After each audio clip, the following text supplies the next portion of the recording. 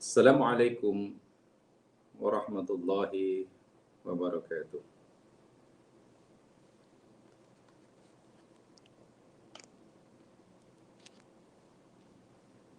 Innal hamdalillah nahmaduhu wa nasta'inuhu wa natubu ilaihi wa nastaghfiruh.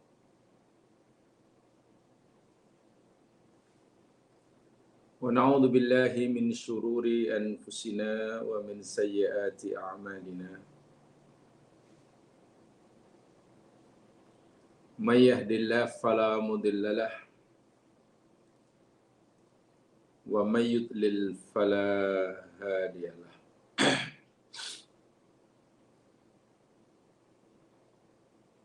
Asyhadu an la ilaha illallah wahdahu la syarika lah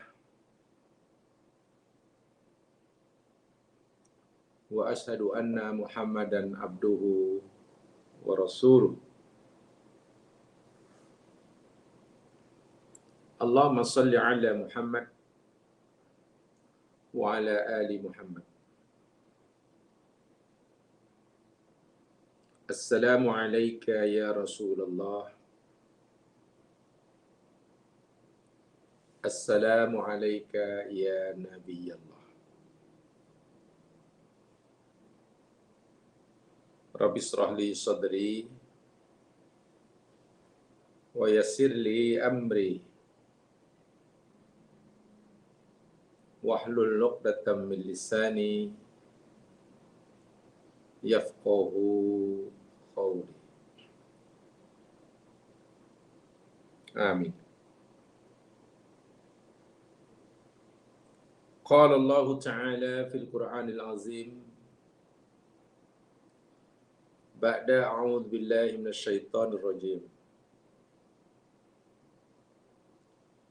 Wabtaghi fima ataka Allahu ad-daral akhirah wa la tansa nasibaka minad dunya wa ahsin kama ahsanallahu ilaik wa la tabghil fasada fil ard innallaha la yuhibbul mufsidin.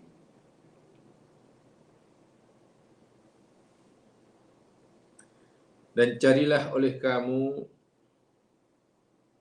pada apa yang Allah telah berikan kepadamu akan negeri akhirat. Dan jangan engkau lupakan habuan kamu daripada kehidupan di dunia kamu. Dan berbuat baiklah engkau sebagaimana Allah telah berbuat baik kepadamu. Jangan engkau buat kerusakan di muka bumi. Sesungguhnya Allah tidak menyukai orang yang berbuat kerusakan.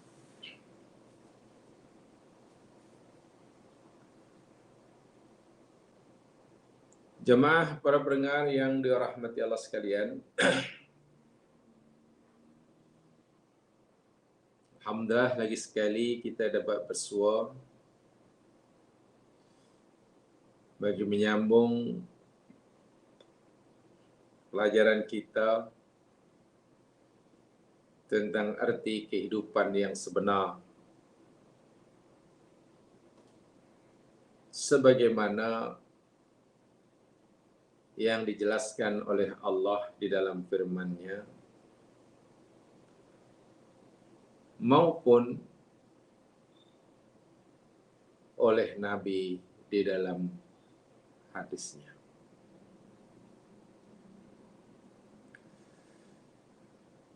Sebagaimana yang telah kita pelajari sama selama ini,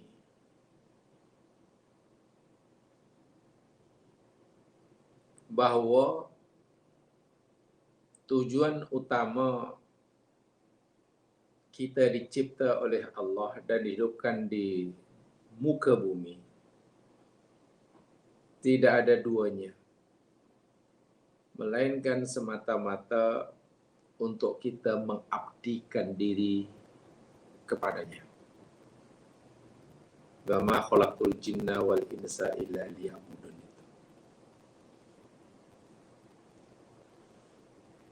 Maksudnya, ini bermakna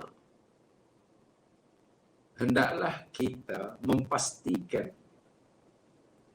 setiap apa yang kita lakukan di dunia ini, entah itu bergeraknya kita, berdiamnya kita, berjalan atau duduknya kita, bekerja kita, berumah tangga kita, hendaklah kita pastikan semua itu ada nilai ibadah.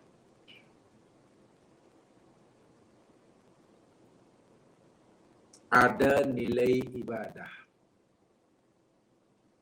Kita pastikan ianya merupakan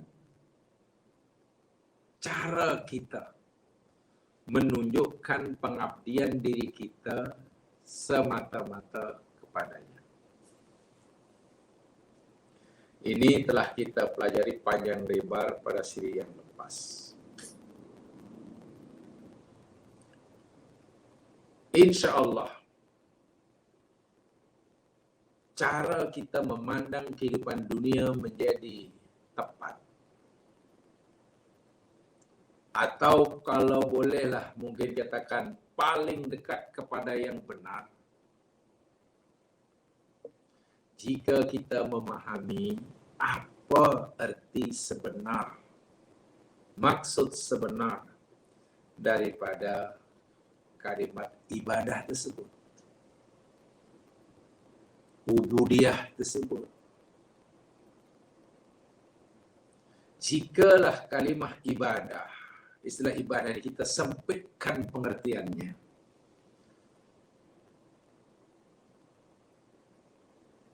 mungkin hidup kita sebagian besarnya akan sia-sia. Apatah lagi jika kita meyakini amalan yang kita bawa ke akhirat sesuai begal itu hanya amalan yang dikatakan sebagai ibadah. Yang bukan ibadah tidak menjadi bekalan tetapi menjadi bebanan. Sebab itu kalau kita menyempitkan mana ibadah hanya terhad kepada ibadah-ibadah atau amalan-amalan ritual semata-mata, maknanya betapa banyaknya lah perbuatan kita yang sia-sia. Sia-sia dalam arti kata tak ada nilai ibadah. Makan kita tak ada nilai ibadah. Pekerjaan kita tak ada nilai ibadah. Berjiran kita tak ada. Tidur kita tak ada nilai ibadah. Kalaulah kita maksudkan ibadah itu hanya terhad pada amalan-amalan ritual semata. Tentu kita tidak mau punya pemahaman, pemikiran, sudut pandang seperti itu. 3 ayat terakhir yang kita pelajari, muka surat 31 itu jamaah sekalian, sedikit banyak telah membimbing kita, memandu kita. Bagaimana kita menjalani kehidupan di dunia ini. Jika kita melakukan amalan-amalan yang dikategorikan sebagai amalan akhirat, kita tidak hanya mendapatkan pahala di akhirat sahaja, tapi kita juga mendapatkan kebaikan dari amalan tersebut di dunia ini. Sebaliknya, jika kita melakukan perbuatan-perbuatan yang dikatakan itu perbuatan amalan dunia, kita tidak hanya mendapatkan manfaat, faedah di dunia ini sahaja, tapi juga mendapatkan pahala ganjaran di akhirat. Saya melihat bahwa yang dimaksudkan keseimbangan antara amal, antara dunia dan akhirat itu seperti itu.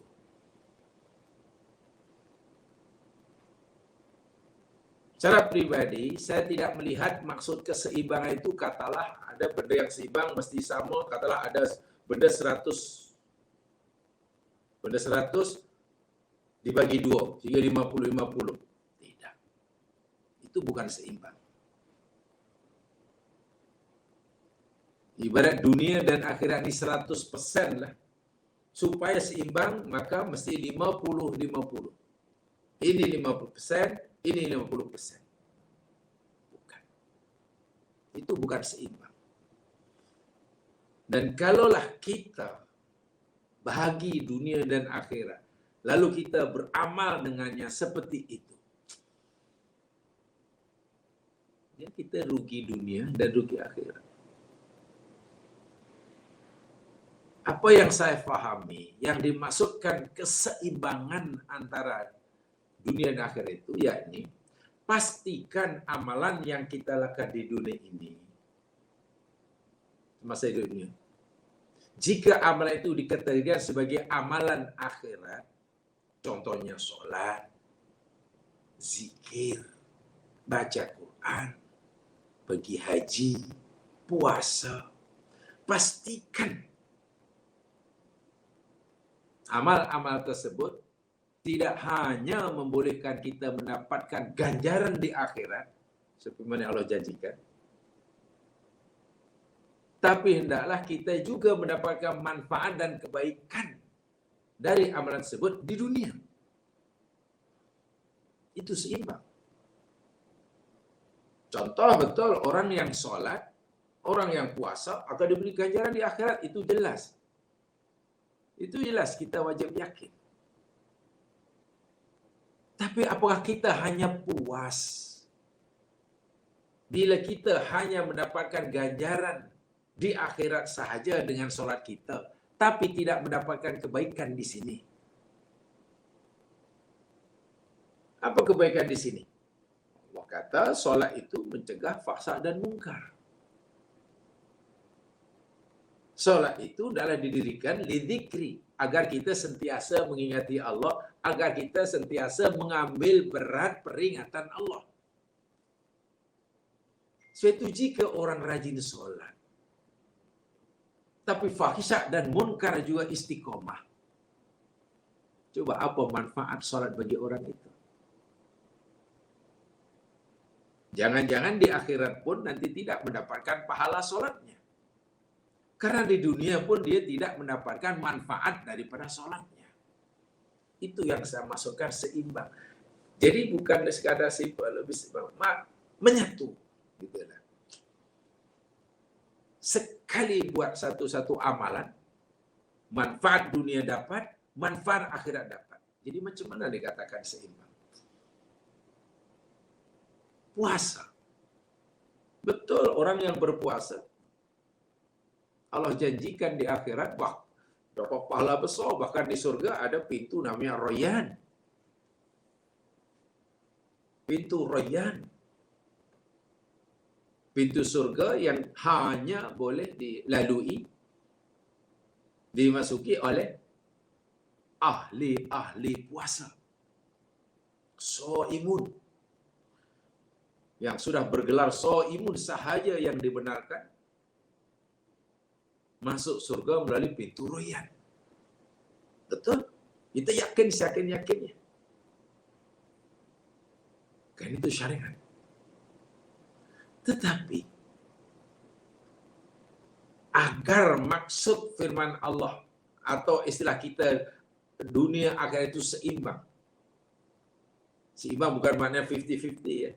Seimbang maknanya sekali buat amalan akhirat dapat, dunia pun dapat. Pastikan kita mendapat manfaat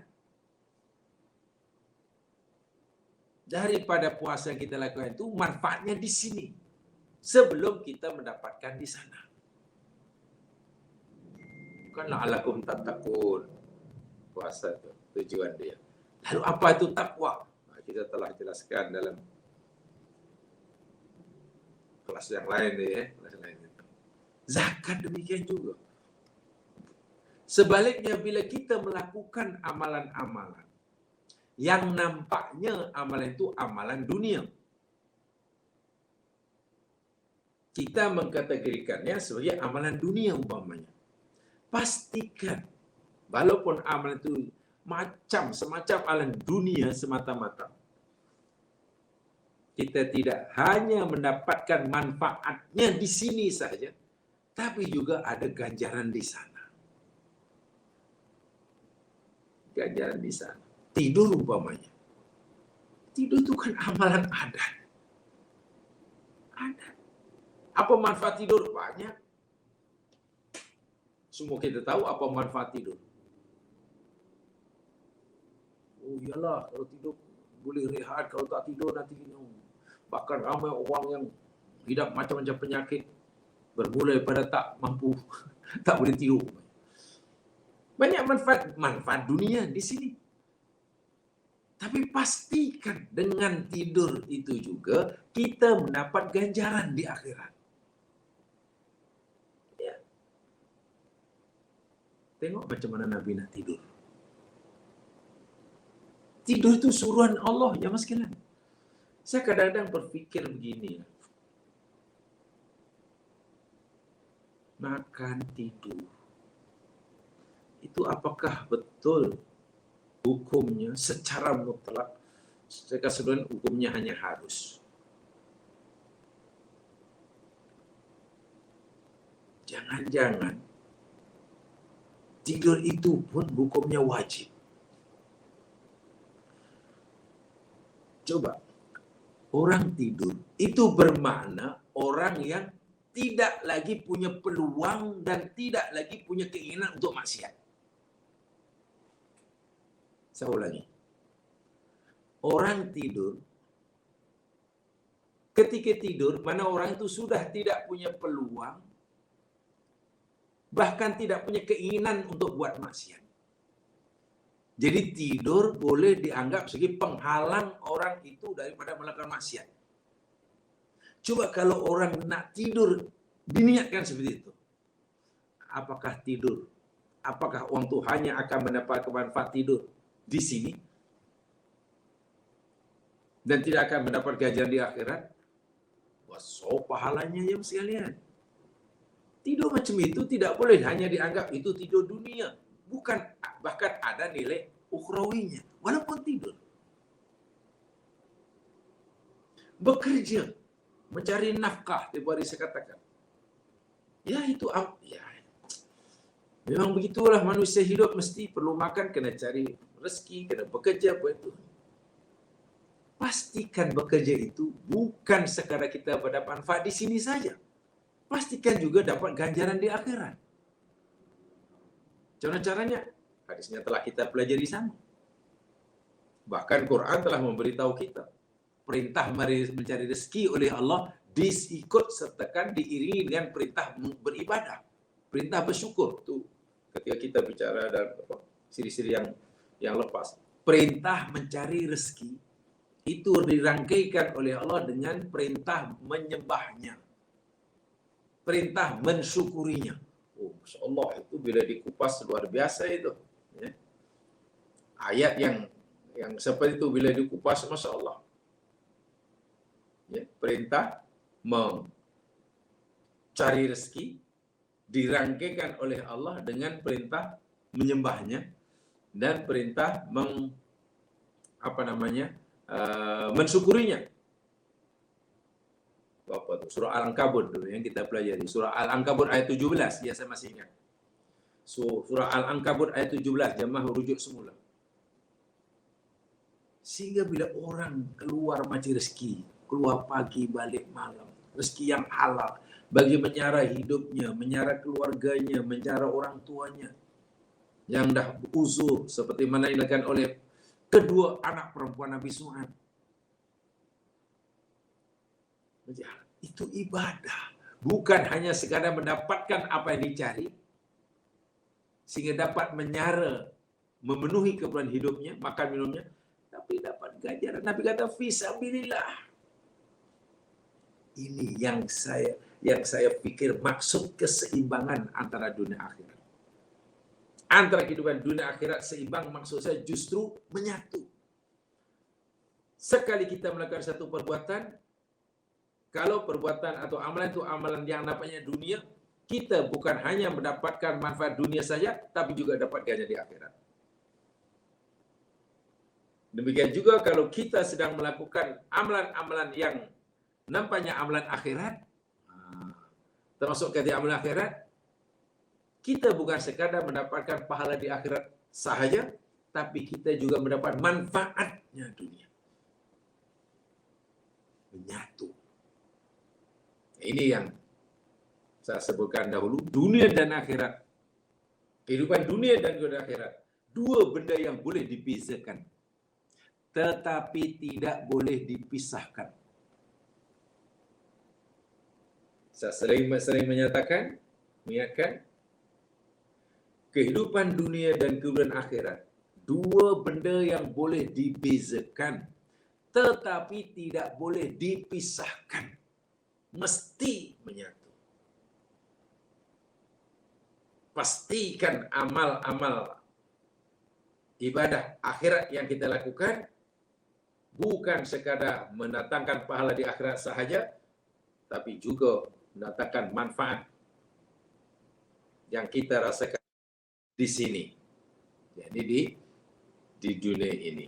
Demikian juga sebaliknya.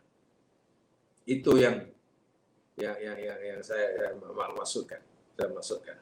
Sebab jemaah sekalian, saya teringatlah dulu semasa belajar, masih baru belajar, ada satu kitab namanya Ta'limul Muta'allim. Nama kitab tu Ta'limul Muta'allim. Ta'limul Muta'allimi Tariqat Ta'allum, kalau tidak salah nama. Ta'limul Muta'allim Tariqat Ta'allum. Mengajar pelajar, yang maksudnya yakni mengajar para pelajar cara belajar. Kitab itu yakni mengajar para pelajar cara belajar. Jadi rupanya belajar pun ada caranya, ada ilmunya. Bahkan cara belajar dalam teori pendidikan Islam lebih penting daripada pelajaran itu sendiri. At-tariqatu ahammu minal madah dalam tarbiyah. Cara belajar itu lebih penting daripada pelajaran itu sendiri. Jadi dalam kitab itu yang dikarang oleh Al-Imam Burhanuddin Az-Zarnuji, Burhanuddin Az-Zarnuji, di orang Turki. Di situ ada dicantumkan satu riwayat. Riwayat itu populer sekali sehingga kita mudah mengenalinya. Sayangnya riwayat itu sebetulnya menurut perawi-perawi hadis tidak ditemukan. Bahkan perawi hadis mengatakan lam ajid syai'an bilafdi. Aku tidak temukan riwayat yang hadis seperti ini dengan lafaz seperti ini. Jadi kalau ia disarankan pada Nabi, tak betul lah. Karena tidak ada keterangan sanad yang boleh dipercayai. Tetapi maknanya sahih. Makna riwayat itu sahih. Jadi kita boleh ambil maknanya, jadikan panduan, tapi kita tidak boleh menyandarkannya itu sabda Nabi. Itu adalah maksudnya. Itu sangat populer sekali. Saya masih ingat. Kam min amalin yatasawwaru bi surati a'malid dunya wa yasiru bi husnin niyat min a'malil akhirah. Betapa banyaknya lah amalan-amalan yang nampaknya yang dari segi zahirnya ia merupakan amalan-amalan dunia, tetapi berubah menjadi amalan akhirat kerana niat yang betul. Niatnya baik. Amal dunia bila dilakukan dengan niat yang betul, berubah menjadi amalan akhirat. Mana ada pahalanya? Wa kam min amalin yatasawwaru bi suratil a'malil akhirah thumma yasiru min a'malid dunya bisu'in niyat. Dan betapa banyaknya amalan-amalan yang dari segi zahir termasuk amalan akhirat berubah menjadi amalan dunia semata-mata karena niat yang salah. Ya, ini menurut ulama hadis dan masihan, beliau memberikan komentar lam ajid syai'an bilafdi. Kami tak menemukan dah lafaz hadis Nabi yang macam tu. Jadi kali itu bukan hadis lah. Tetapi maknanya itu sesuai dengan hadis Nabi. Sebab Nabi kan ada hadis sahih kan berkata innamal a'malu binniyat. Betul? Hanya saja amalan itu bergantung pada niatnya. So niat itu menjadi penentu. Ada amalan itu amalan dunia. Cantik itu contoh. Dalam hadis Nabi ada orang bekerja yang rajin. Sahabat komentar, apa ni? Bekerja cari dunia, cari harta ya. Alangkah eloknya kalau tenaga muda itu digunakan untuk berjuang fisabilillah. Nabi tegur sahabat, apa kamu fikir jika anak muda orang bekerja rajin itu niatnya nak menyara kehidupan sendiri agar dapat membebaskan diri daripada meminta-minta orang lain? Wa fisabilillah. Jika ia keluar bekerja karena nak menyara ahli keluarganya, karena dia sudah menjadi ketua rumah tangga, fisabilillah. Jika keluar bekerja itu niatnya kerana nak menyara kedua ibu bapanya yang masih hidup tapi sudah tidak mampu bekerja, fisabilillah. Tengok. Bekerja, cari harta benda, niatnya betul. Niatnya nak menyara keluarganya sebagai tanggungjawab dan itu perintah Allah. Niatnya nak menyara kedua ibu bapanya dan itu perintah Allah. Bukan hanya mendapatkan apa yang dicari. Kalau cari uang dapat uang, cari harta dapat harta. Tapi fisabilillah, di akhirat dapat pahala. Tengok.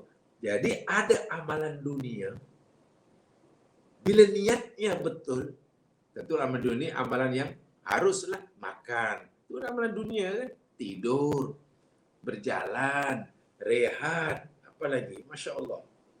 Kemas rumah. Itu kan apa amalan dunia tu? Kemas rumah, bersih-bersih rumah. Potong rumput keliling rumah kalau mungkin ada kawasan lah. Ya. Diperindah yang kurang indah, dibersihkan yang kotor. Itu kan amalan dunia. Tapi bila niatnya yakni betul, kerana Allah, oh saya bersihkan ini, bersih sini, sebenarnya bukan sekadar cantik, tapi Allah tu kan bersih, suka kebersihan. Allah tu cantik, suka benda yang cantik. Nabi pun pernah tegur sahabatnya yang berpakaian berpenampilan selekeh. Jadi saya ingin mengamalkan perintah Allah, saya ingin mengamalkan perintah Nabi. Lillahi ta'ala. Bukan sekadar dapat manfaat rumahnya bersih. Kawasan rumah bersih. Biliknya kemas. Dapat pahala. Tengok. Amalan dunia jadi amalan akhirat. Dunia dapat, akhirat dapat. Sebaliknya bila niat tidak betul, amalan akhirat pun menjadi amalan dunia. Maknanya kosong. Solat rajin, puasa rajin, pergi haji berkali, tapi riak juga. Sedekah rajin, tapi riak. Apa itu amalan akhirat? Itulah jadi amal dunia. Sedekah luar biasa sehingga orang gelar dermawan. Tetapi Allah Maha tahu niatnya bukan kerana Allah. Dalam hadis sahih, macam mana orang mati syahid dicampak dalam neraka? Rupanya niatnya bukan kerana Allah. Kematiannya di medan perang pun bukan mati, bukan amalan akhirat, itu amal dunia. sedekahnya tak terkira banyaknya. Tapi Allah kata, kadzabta, kau bohong. Kau lakukan bukan karena aku. Tapi kau lakukan liyuqala annaka jawad. Supaya orang panggil kamu dermawan. Dan kamu sudah mendapatkan itu. Jadi amal dunia. Jadi saya ulangi sekali. Itu ada satu riwayat dalam kitab Ta'limul Muta'alim, Tariqat Ta'allum tu lah.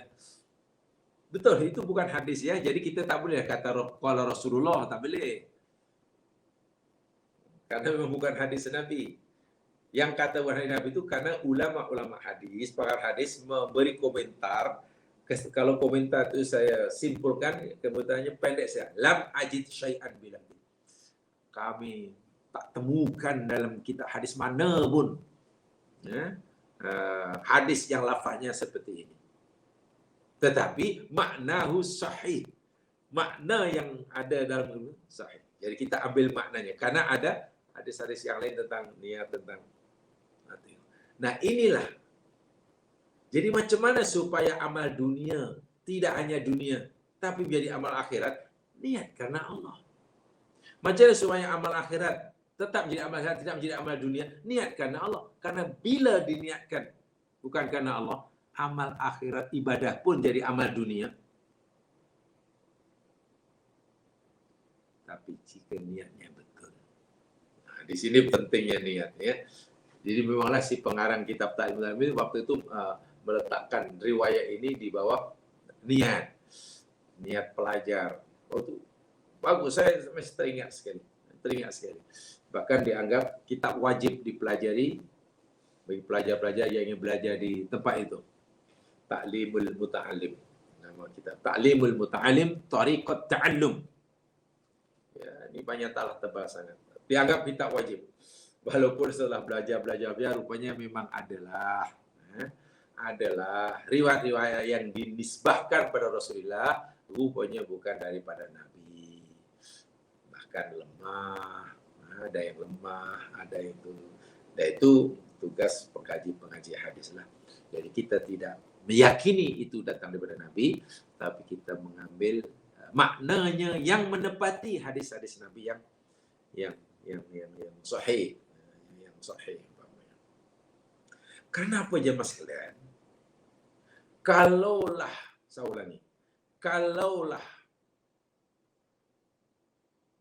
yang dikatakan beribadah itu hanya amalan-amalan ritual, yang dikatakan sebagai amal ibadah, dan kalaulah hanya itu saja yang kita jadikan bekalan pergi jumpa Allah, sedikit sekali bekalan yang boleh keselesaikan. Kalaulah pekerjaan kita sehari-hari, kerja seorang sebagai peniaga, pekebun, driver taksi, pengantar makanan, Grab food ke, Food Panda ke, atau apalah, atau macam-macam lah, jadi pegawai kerajaan ke, atau jadi politician pendidikan. Kalaulah itu katakanlah kita keluarkan, kita tidak anggap sebagai ibadah, walaupun mereka melakukan dengan cara halal dan niatnya baik, karena ibadah itu hanya solat, ya tak cukuplah bekalan yang kita bawa. Sehingga saya katakan dari awal tadi, hidup kita lebih banyak sia-sia kalau begitu. Lebih banyak sia-sianya. Sehingga ada satu ungkapan saya tertarik sekali. Satu ungkapan bahasa Arab ini sangat menarik sekali. Ada yang kata itu sabda Nabi kepada Abu Dzar, tapi sekali lagi tidak ditemukan hadisnya. Jadi saya katakan itu ungkapan lah yang nasihat sangat baik ialah bunyinya yakni jaddidis safinah fa inal bahru amiq. Agak bersastra bahasanya. Jaddidis safinah fa inal bahru amiq. Perbaharuilah kapal perahu kamu, karena laut yang engkau hendak seberangi sangat dalam. Wa khudhi zada kamilan fa inna safara ba'id. Ambillah, persiapkanlah bekalan yang cukup. Karena sesungguhnya perjalananmu masih sangat jauh. Wa khaffifil himla fa innal aqabata kaud. Dan ringankan bebanan. Kurangi bebanan yang kamu nak bawa. Kerana lereng bukit yang kamu nak tempuhi sangatlah susah dan sulit. Aqabah itu jalan di tepi yang berliku-liku itu. So itu kalau nak mendaki bukit yang tinggi, jalannya pula sempit, banyak corner, banyak selekoh tajam, berkerikil tajam. Jangan bawa bekalan banyak-banyak. Jangan bawa bebanan banyak-banyak. Wa ahlisil amal fa innan naqada basir.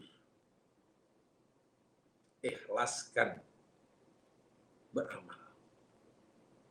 Ikhlaskan niatmu dalam beramal. Karena sesungguhnya Allah Subhanahu wa taala sangat-sangat cermat dan teliti memperhatikan kamu. Allah yang maha melihat dan memperhatikan kamu itu sangat-sangat cermat dan teliti, detail sekali. Sebab itu kamu ikhlaskan niatmu dalam beramal. Bila niatmu sudah lari sikit, Allah tahu. Karena Allah tuh basirun, khabirun. Ia adalah nakid. Nakid itu mana seorang pengkaji, peneliti, pengamat, apalagi yang sangat cermat dan detail hingga yang sekecil-kecilnya diambil kira. Ibaratkan, ingat ya ini bukan hadis, tapi saya tertarik. Itu ada dalam kitab Ta'limut Ta'lim juga. Jaddidis safinata fa innal bahru amiq. Sentiasa perbaharuilah oleh kamu. Perbaiki oleh kamu kapal atau perahu yang kamu nak tumpangi. Karena lautan samudra yang kamu nak tempuhi sangat dalam. Persiapan kapal yang elok. Khudhil zada kamilan fa inna safara ba'id. Persiapkan bekalan yang cukup. Yang cukup. Karena perjalanan yang kamu nak tempuh masih sangat jauh. Wa khaffifil himla fa innal aqabata kaud. Kurangi bebanan, bawaan yang tak payah dibawa. Kurangi. Karena sesungguhnya jalan di lereng bukit yang berliku-liku, yang berbelok-belok, yang terjal, yang tajam, batu kerikilnya sangat sulit untuk dilalui. Wa ahlisil amal fa innan naqid basir. Ikhlaskan niatmu dalam beramal. Apapun jenis amalan, ikhlaskan. Karena sesungguhnya Allah yang maha mengetahui dan mengawasi itu sangat cermat, sangat teliti, sangat detail memperhatikan amalan kamu. Ini yang saya masukkan. Saya memahami ini yang maksud keseimbangan antara kehidupan dunia dan akhirat itu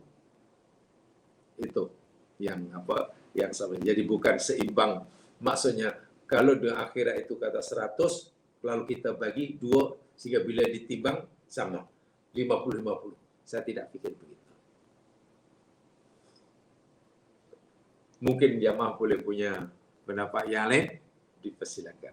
Tapi apa yang saya pahami, seimbang itu maksudnya itu. Bukan seimbang bila ditimbang sama berat 50-50, bukan. kali buat amalan, dapat dua-dua. Buat amalan dunia, dunia dapat, akhirat dapat. Buat amalan akhirat, dunia dapat, akhirat pun dapat. Menyatu. Sebab itu saya lebih suka menggunakan istilah, tadi saya katakan, kehidupan dunia di akhirat, dua benda yang boleh dipisahkan. Tetapi tidak boleh dipisahkan. Ya, tidak boleh dipisahkan. Saya pernah jelaskan ini sebenarnya agak panjang lebar di tempat lain. Yang mungkin ada yang mengikuti. Waktu saya buat tajuk bersiri-siri itu, Islam agama yang multidimensional. Islam agama yang multidimensi. Multidimensional. Jadi bukan hanya satu dimensi. Di sana saya uraikan ayat-ayat dan Al-Quran. Sehingga kita harapkan kita melihat agama Islam ini dengan secara syumul. Kalau kita melihat secara syumul, nanti kita menilai orang soleh itu secara syumul. Sekarang kan tidak. Bila sebut orang soleh terbayang, oh dia itu orang soleh. Macam mana? Ya, lebih banyak di masjid. Lebih banyak puasa saja. Wiridnya tak berhenti-henti. Bibir senti basah dengan zikir. Itu soleh. Itu soleh. Ya, biasanya begitu orang menilai. Soleh itu orang yang Masya Allah. Apalagi kalau, oh dia itu wali. Oh, katalah wali. Lagilah. Kalau wali mana mesti orangnya sudah tua. Janggutnya mesti sudah putih. Mesti pakai jubah, lebih banyak duduk di surau. Namanya wali kan. Tapi kalau dikatakan di tempat kami ada waliullah, Allah kasih ini.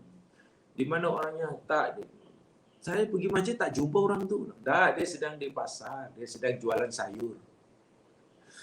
Mungkin orang tak percaya, mana ada wali jualan sayur? Kan macam tu kan? Mana ada wali jual sayur?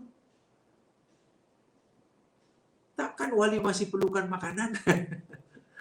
Inilah, jadi saya ingat fahaman-fahaman itu memang masih ada saja dalam masyarakat kita. Ya, itu mungkin, minta maaf kalau bahasa yang saya gunakan agak kurang tepat. Ya, mungkin belum khatam mengaji, istilah kami dahulu. Karena belum khatam mengaji. Apa dia tak fikir Abu Bakar itu bukan waliullah? Sahabat Nabi ini semuanya waliullah. Dalam arti kata, orang-orang yang sangat dekat dengan Allah, orang-orang yang sangat dikasihi dan dicintai oleh Allah. Ya, semua sahabat Nabi. Abu Bakar, Umar, Utsman, Abdullah bin Auf, tapi tengok.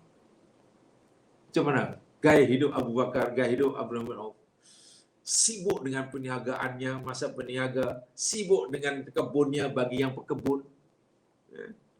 Sibuk dengan solat malamnya bila waktu malam. Sibuk dengan berlatih perangnya karena tak lama lagi akan perang. Jadi mereka ini orang yang semua dilakukan. Kan? Sibuk ada yang menambal bajunya yang koyak. Tali kasut yang putus disambungnya sendiri. Allah Akbar. Mereka perlu makan, mereka perlu jumpa kawan, mereka ziarah orang sakit, mereka. Tapi semua bergelar waliullah. Lebih banyak menziarahi kawan. Coba kalau fahaman orang sekarang. Kalau disebut waliullah agaknya, dia itu wali. Agaknya lebih banyak menziarahi orang atau lebih banyak diziarahi orang. Tak kan waliullah kerjanya kita berziarah orang. Waliullah mesti duduk, banyak orang ziarah. Itu sebetulnya hanya salah faham atau mungkin kurang faham. Fahamannya masih kurang begitulah. Jadi kita tak mau yang seperti itu. Pahami semuanya. Yang lebih luas, ya, lebih luas. Jamaah sekalian, di dalam buku ini yang di dalam bahasa Melayu, dalam buku yang dalam bahasa Melayunya itu muka surat 31, muka surat 32, tolong itu difahami, dibaca sendiri. Karena apa yang sekalian, begini ya, saya simpulkan. Saya mainkan hadisnya sahaja. Saya ingin menyampaikan hadisnya saja. Contohnya, di dalam muka surat 32, seringkali orang tersilap dalam memahami kehidupan dunia dan memahami kehidupan di akhirat, ya mungkin karena kelemahan dirinya sehingga mudah terpengaruh dengan fahaman-fahaman, ya, kebendaan, fahaman-fahaman materialisme, hedonisme. Inilah fahaman-fahaman ini memang sangat kuat melanda dunia kini. Fahaman hedonisme, fahaman materialisme. Yang semuanya serba benda, semua yang penting happy. Wahal inilah yang disebut al-hayatud dunya. Cara berpikir orang barat tentang kehidupan itu, itulah kehidupan al-hayatud dunya. Apa itu al-hayatud dunya? Apa yang saya pahami, ya, mungkin jamaah punya pahaman yang lain. Al-hayatud dunya dalam Al-Quran, al-hayat, adunya itu sifat ya, bukan benda. Ini berulang kali saya katakan. Saya ulangi sekali, apa yang saya pahami tentang makna al-hayatud dunya itu, yakni gaya hidup. Dunia itu bukan merujuk pada benda, bukan. Bukan merujuk pada kereta, kepada kebun, pada uang, pada baju, bukan. Tetapi dunia itu sifat kepada al-hayat. Hayat mana kehidupan. Jadi al-hayat itu dunia, itu apa yang saya paham, yakni gaya hidup yang berorientasikan kekinian dan kedisinian. Itu bahasa kami ya. Gaya hidup yang berorientasikan kekinian dan kedisinian. Yang penting di sini. Kalau nak senang pun, yang penting senang di sini. Bagaimana caranya terserah. Yang janji senang. Yang penting berjaya di sini. Bagaimana caranya terserah.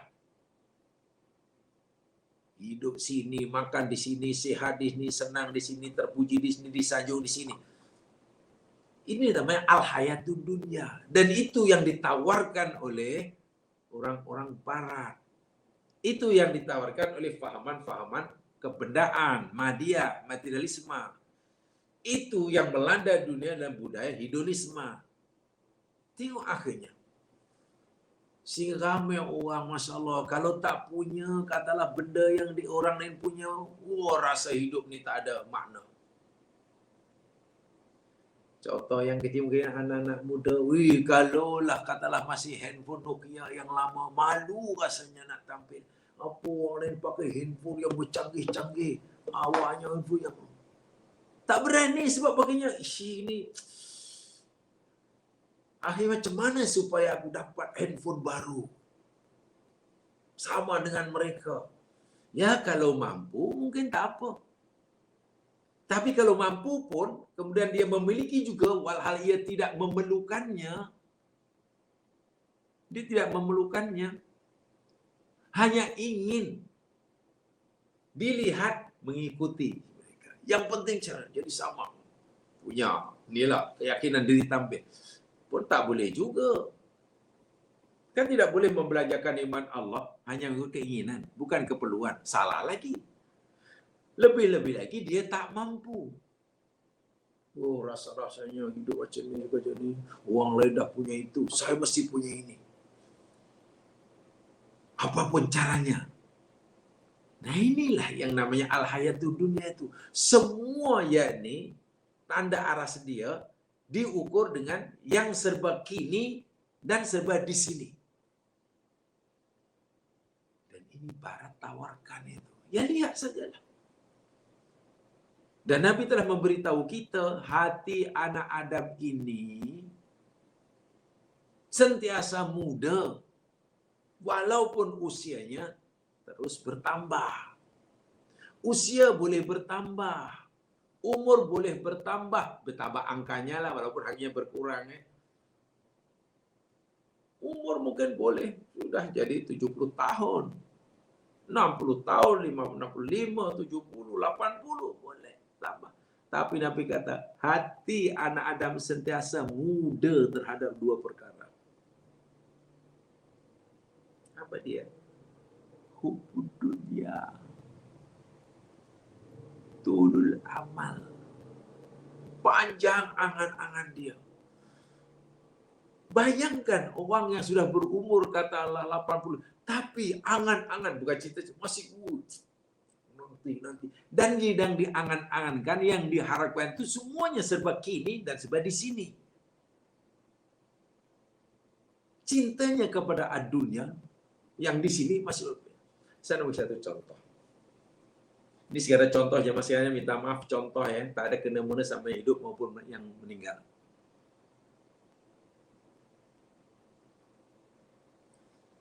Katalah umur kita sudah 70, 75, 80, 85 katalah.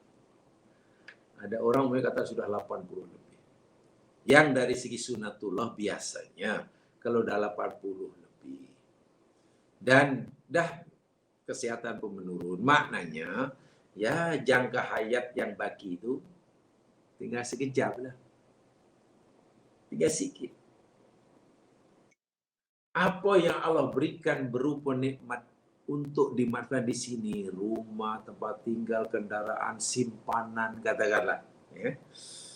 Pakaian, makanan tak habis dimakan 7 keturunan sekali kebun. Mungkin harta yang Allah berikan kepadanya, wallahu alam bagaimana mendapatkannya, 7 keturunan tak habis. Umur sudah 80 tahun katakanlah.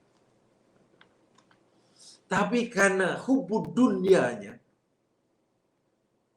kecintaannya untuk hidup, gaya hidup yang serba kini dan di sini ini masih kadang-kadang buatnya tu bilah tu. Ini contoh ya, betul-betul semua saya ada contoh. Umur macam tu kadang masih terlibat dalam rasuah. Coba, apa yang dicari? Kenapa yang ada pun sebenarnya tak habis dimakan kalau dia mau makan. Tapi terlibat dalam penipuan.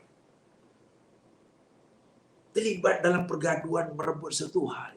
Yang diperebutkan itu bukannya diperlukan. Nah inilah yang saya katakan, al-hayatu yang dikutuk oleh Allah itu seperti ini. Manusia sering terpedaya, tertipu oleh gaya pemikiran seperti ini yang dianggap ya orang moden ke apa namanya. Bagi saya itu bukan orang moden, itu jahilatil ula. Yang kita nafikan, tak nafikan memang itulah datang daripada barat. Serba benda, serba yang di sini.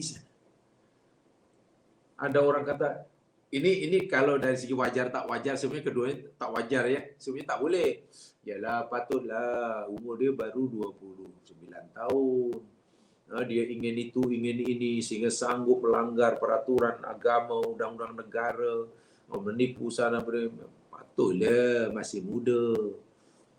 Cita-cita masih tinggi, perjalanan masih jauh, rasuah. Nak itu, nak ini, tapi punya sikit aja. Kata orang, patut, wajar. Walaupun tak wajar juga kan. Tapi ini sudah, Allah. Ini bukan 18 tahun. Ini 18 terbalik. Sudah 18 terbalik, tapi masih ada. Coba. Kan sepatutnya bila orang sudah, kalau ikut Nabi, mana 60 tahun. Ya. Kalau ikut Al-Quran, ya, ikut Al-Quran dijelaskan oleh Ibnu Abbas 60 tahun. Masuk aja umur 60 tahun, sebenarnya orang sudah tidak boleh lagi dipengaruhi, apalagi dikuasai oleh gaya hidup yang kekinian dan kedisinian. Kenapa? Karena bila umur 60 tahun, masuk 60 tahun, orang itu belum menjadi hamba Allah yang soleh. Karena kurang berusaha, apapun alasan yang akan diberikan Kenapa ia belum jadi orang baik sebagaimana Allah kehendaki? Allah tak akan terima alasan apapun. Seakan-akan Allah kata, aku sudah tidak mau menerima alasan kamu. Kenapa kamu belum jadi hambaku yang soleh? Walau aku sudah bagi masa hingga 60 tahun. 60 tahun itu kalau ikut Al-Quran sudah sangat tua ya mas sekalian. Ya, baca apa umur tentang Al-Quran. Dalam Al-Quran kan ada umur yang disebut betul disebut ya dengan angka 40 tahun ya. 40 tahun itu disebut dalam Al-Quran. Itu umur matang, itu umur maksimum dari kematangan. Sebab lepas 40 tahun orang tidak akan naik lagi istilahnya. Dia akan makin turun. Kesehatan pun turun, ingatan pun turun. Dia maksimum. Kalau dalam bahasa Al-Quran, orang 40 tahun sepatutnya sudah mendapat gelaran soleh. Betul kan? Apa namanya? Orang soleh, orang yang muslih.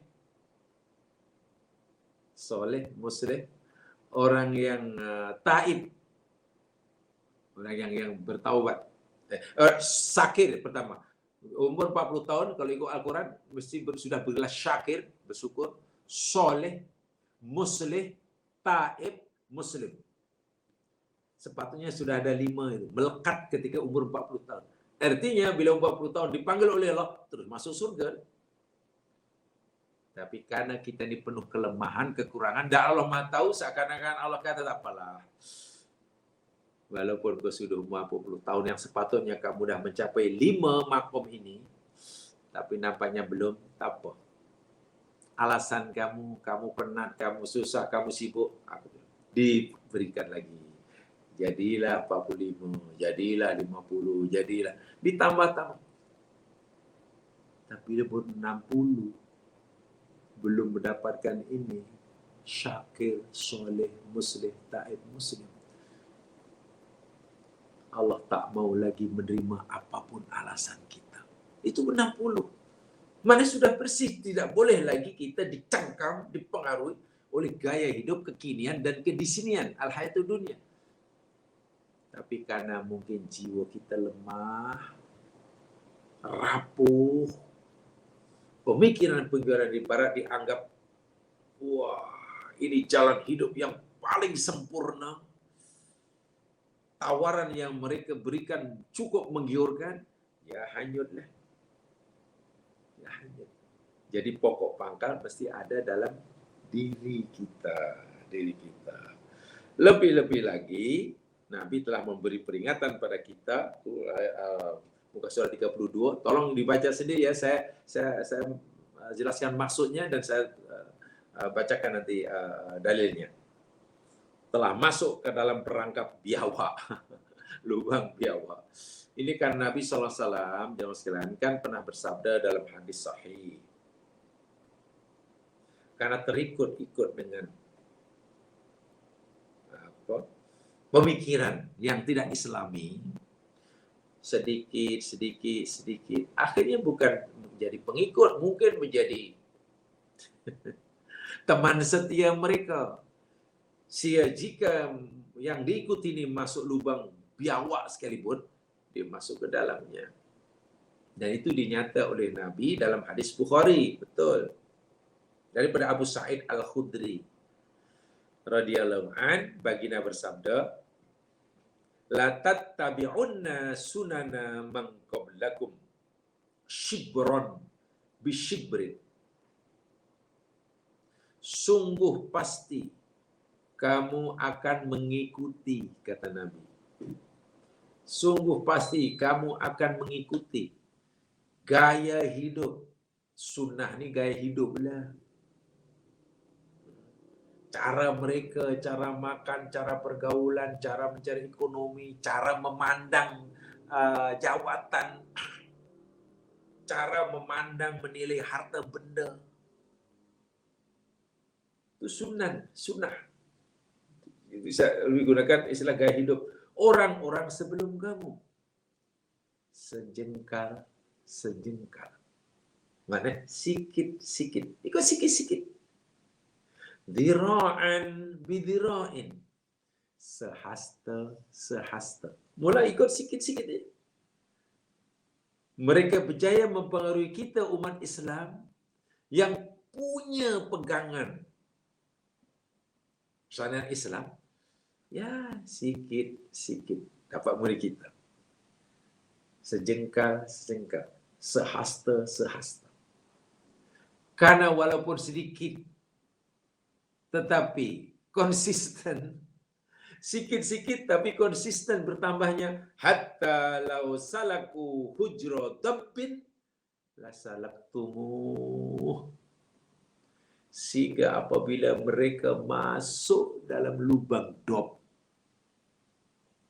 lubang biawak, la salaktumuh, nescaya kamu pun mengikuti juga masuk. Ya, asalnya sikit-sikit tetapi konsisten. Ya lama-lama masuk. Bukan jadi pengikut lagi dah. Ya jadi kumpulan. Sudah di geng mereka. Sahabat waktu itu agak bingung memahami sabda Nabi ini. Lalu kata Abu Sa'id Al-Khudri, kami semua bertanya kepada Rasul, ya Rasulullah, al-Yahud wa Nasara. Ya Rasulullah, orang-orang yang engkau maksudkan, orang-orang sebelum kami yang engkau maksudkan, yang kami mengikuti gaya hidup mereka ini Nasrani ke, Yahudi, Nasrani ke? Sahabat bertanya. Sebab Nabi kan bersabda, sungguh pasti kamu akan mengikuti gaya hidup, cara pandang, berview mereka terhadap dunia.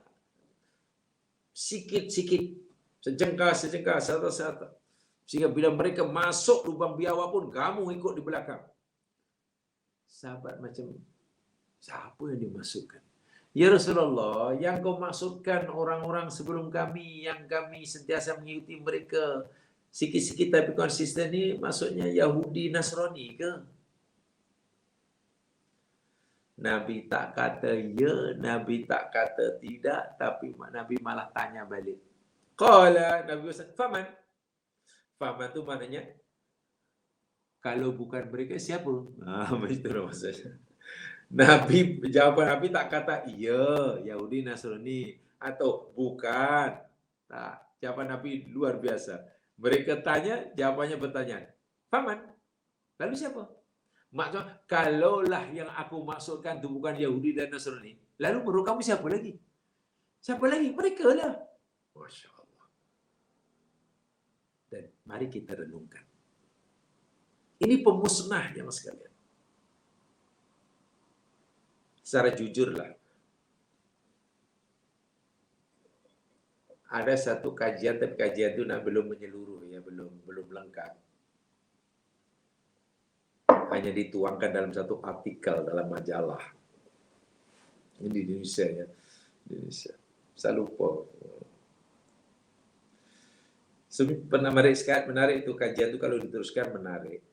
Tapi belum jadi buku, hanya di artikel dalam majalah yang terbit bulanan. Ya agak menarik perhatian kita. Karena kajian itu berkaitan dengan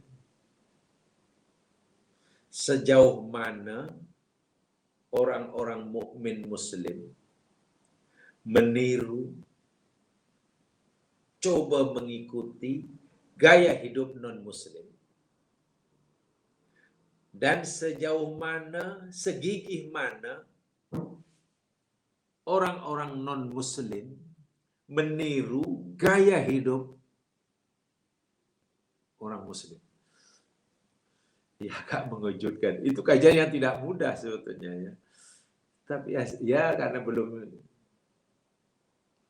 sempurnanya kajian itu baru dituangkan dalam artikel, tapi mengejutkan kita lah, ya, sekalian. Kesimpulannya, kalau disimpulkan dengan ayat yang pendek, rupa-rupanya jauh lebih ramai di kalangan orang Islam yang berusaha mengikuti, mencontohi gaya hidup pemikiran non-Muslim daripada orang non-Muslim coba mengikuti gaya hidup orang Islam. Ada, tapi jumlahnya sedikit.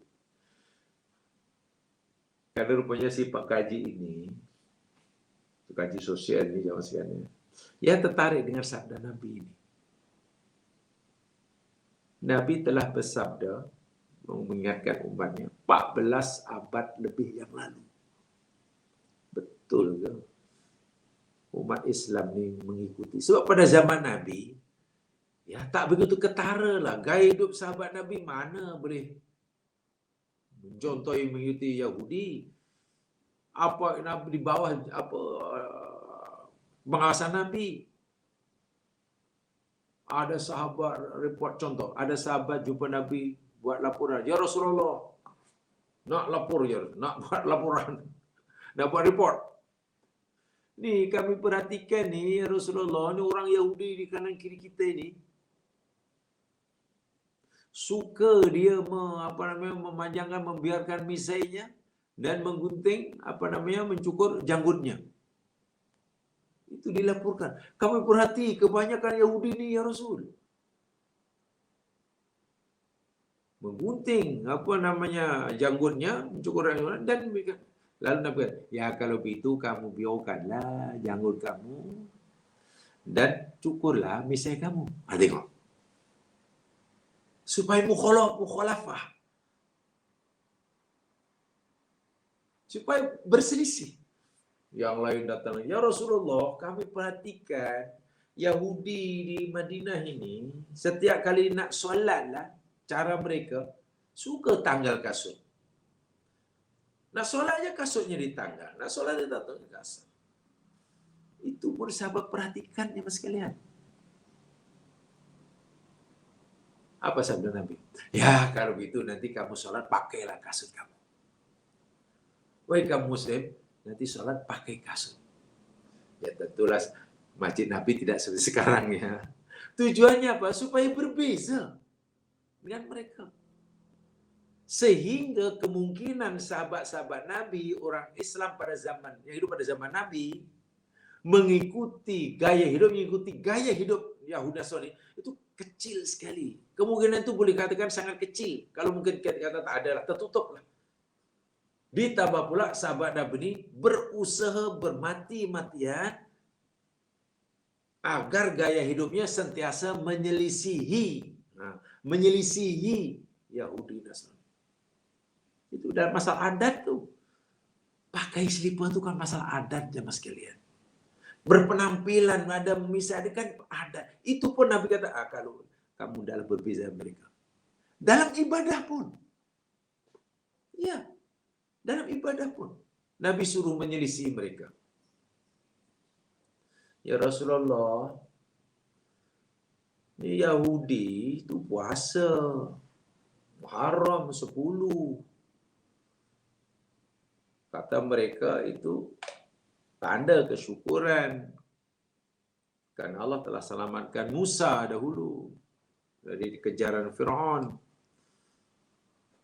Allah telah selamatkan Nuh daripada taufan.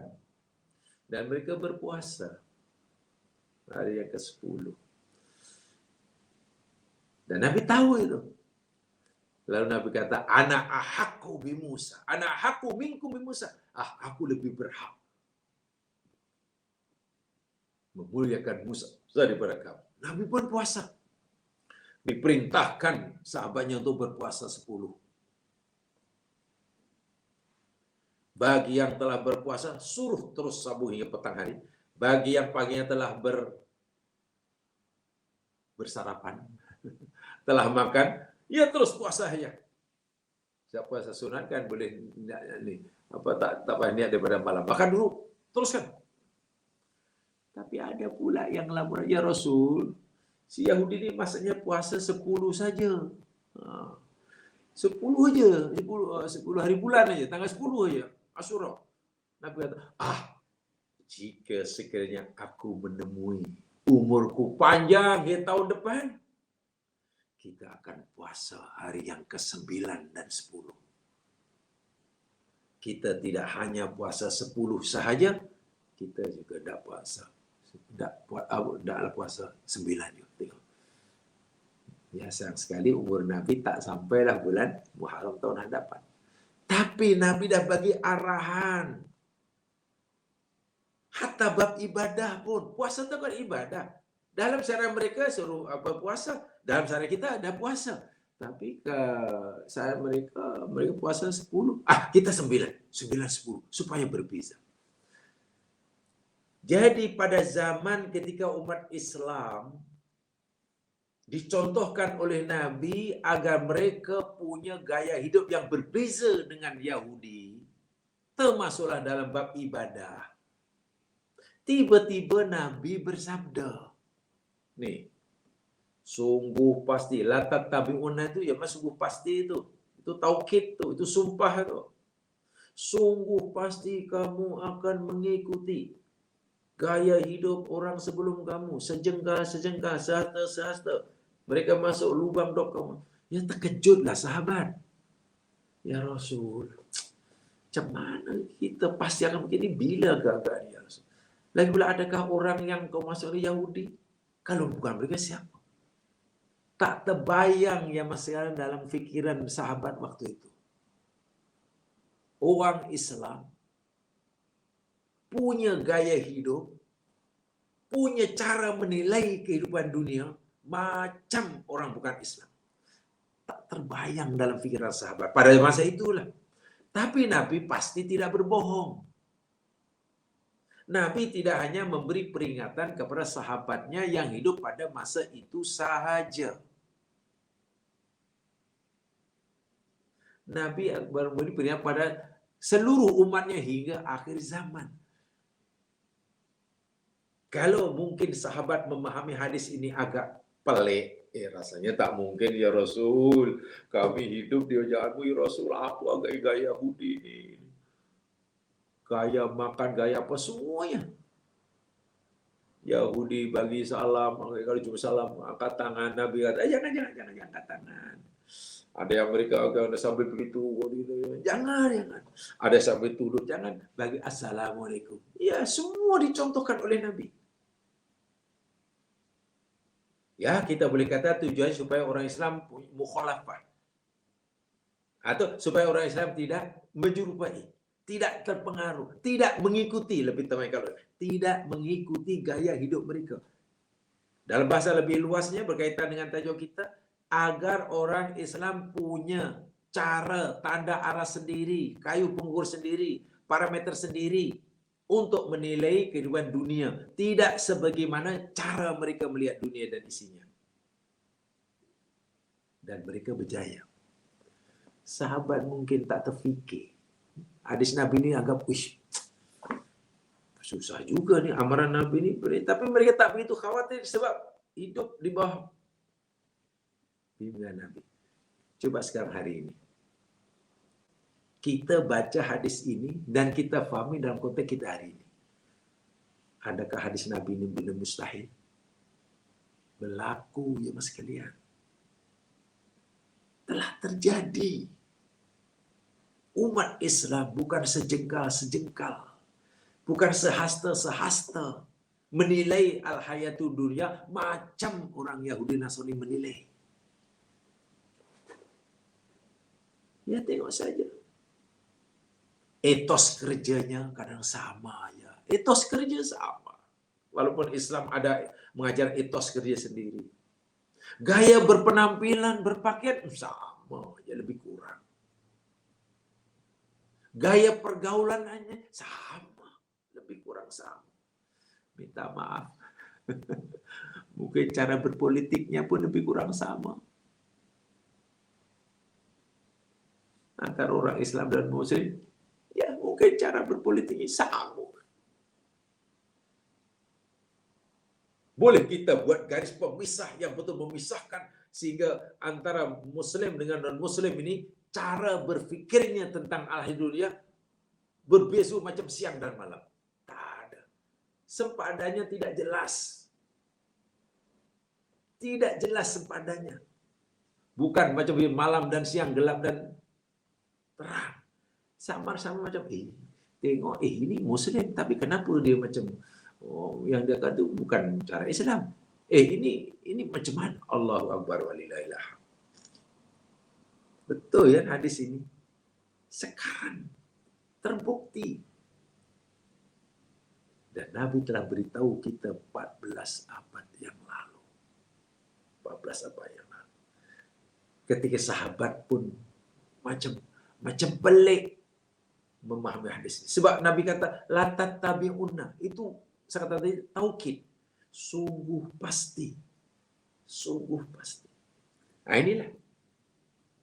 Saya tadi, akibat lemahnya. Sehingga, dalam muka surat 32 itu yang katakan, karena kelemahan diri orang Islam mudah terpengaruh dengan gaya pemikiran yang mereka anggap modern.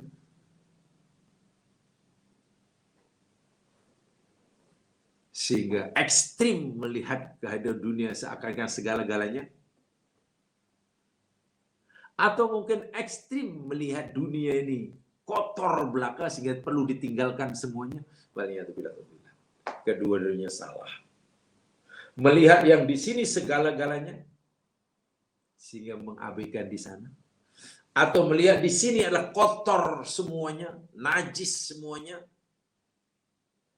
sehingga perlu ditinggalkan semuanya, pun salah. Dan karena kelemahan yang ada pada diri,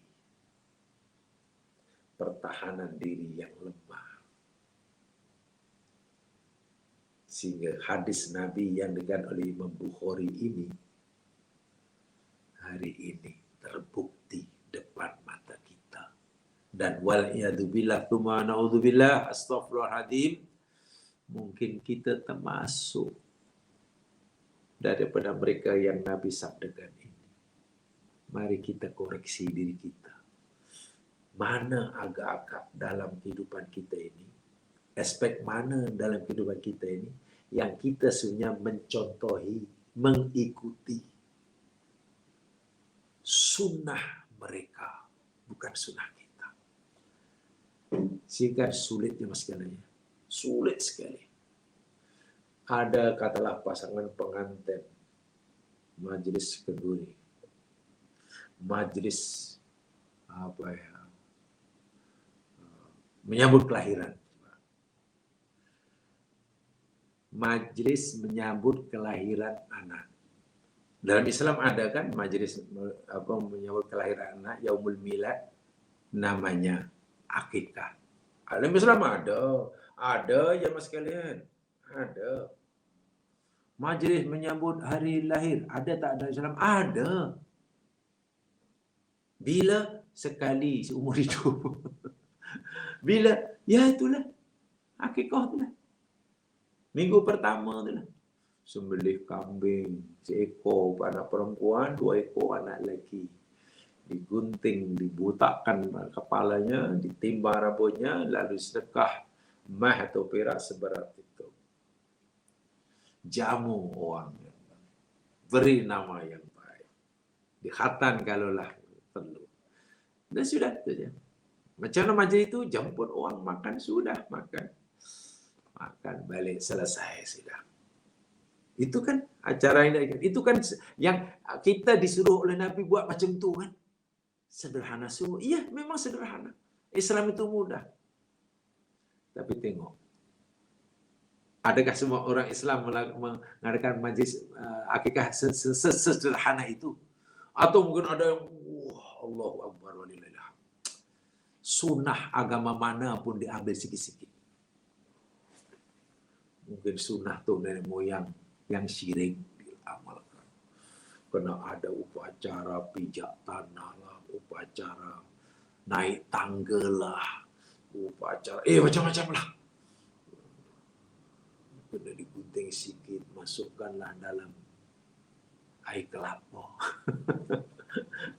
Rambut budak kena masuk air kelapa. Tengok budaya tu nenek moyang. Bukan budaya sunnah luar Islam, cedok sikit. Sunnah daripada Nasrani, ambil sikit. Betul tak sabda Nabi? Ini yang menakutkan. Sehingga kita dah tak punya tanda aras yang tepat, kayu pengukur yang tepat untuk menilai hakikat kehidupan dunia itu seperti apa. Karena kita sudah kehilangan tanda aras. Dan ini bahaya. Itu belum lagi nanti tamu. Sambut hari jadi lagi. Dengan pakaiannya, dengan caranya, dengan huha-huanya. Tak ada bezanya dengan non-muslim.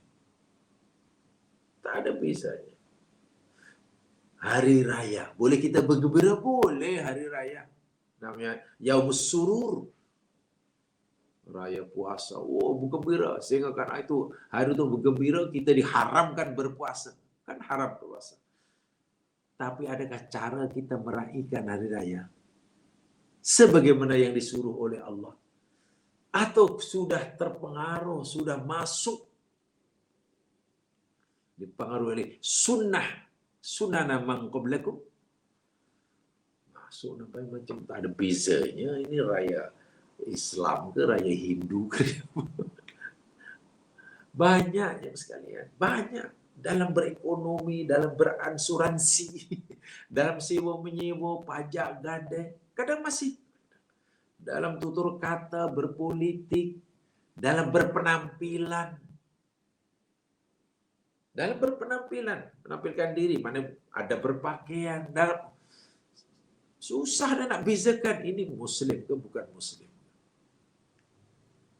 Faham ya? Inilah akibatnya. Bila pemahaman terhadap hakikat kehidupan dunia dan akhirat itu tidak jelas bagi seseorang. Karena bila dia tidak jelas, dipanggil syubhat. Ingat ya, tiap hari kita telah panggil fitnah syubhat. Akhirnya ya, yang merah nampak kuning, yang kuning nampak putih. Karena dia syubhat. Fitnah ada dua, satu fitnah syubhat, kedua fitnah syahwat kan. Fitnah syubhat itu yakni fitnah kesesatan yang berpunca dari syubhat, ketidakjelasan seseorang melihat menilai sesuatu karena kekurangan ilmu. Itu namanya syubhat. Sehingga yang halal dan yang haram sulit nak membezakannya. Dia tak tahu perbezaan halal haram. Tak tahu beza antara perintah wajib dan sunat. Tak tahu perintah antara dosa dan pahala. Karena kekurangan ilmu. Sehingga syubhat. Ini boleh ke tak boleh? Boleh aja dah. Mana yang rasa, yang sesuai dengan kehendaknya boleh. Mana yang dia tak suka tak boleh. Susah juga. Akhirnya, kalau menilai benda yang sederhana pun tak boleh. Tak boleh bezakan. Macam mana nak menilai dengan betul hakikat dunia. Hakikat hidup di sini seperti apa. Seperti apa, bagaimana Allah menyuruh kita melihat dunia dan isinya. Wah, itu lagi susah kalau tak ada ilmu ya sekalian ya. Itu hadisnya ya. Nah, yang selepasnya itu agak panjang, jadi nanti saya sebutkan hadisnya. Jadi tolong ya, lagi sekali tolong yang dalam nota itu yang dalam bahasa itu dibaca sendiri ya. Baca sendiri. Tulisannya terlalu halus, saya tak begitu nampak ya. Maaf, tulisannya terlalu halus, saya tak begitu nampak, tapi saya paham maksudnya, dan saya jelaskan dalil Arabnya saja. So, untuk hari ini itu saja. Mudah-mudahan diberkati oleh Allah SWT. Mohon maaf atas segala kesilapan. Yang benar-benar Allah, yang silap dari diri sendiri. Itu dengan bacaan tasbih, kifarah, dan surah Al-Asr. Subhanakallahumma wa bihamdika. Asyhadu an la ilaha illa anta astaghfiruka wa atubu ilaik. A'udzu billahi minasyaitonir rajim. Wal 'ashr. Innal insana lafi khusr. Illa alladziina aamanu wa 'amilus shalihaat wa tawassaw bil haqq wa tawassaw bis sabr. Assalamualaikum warahmatullahi wabarakatuh.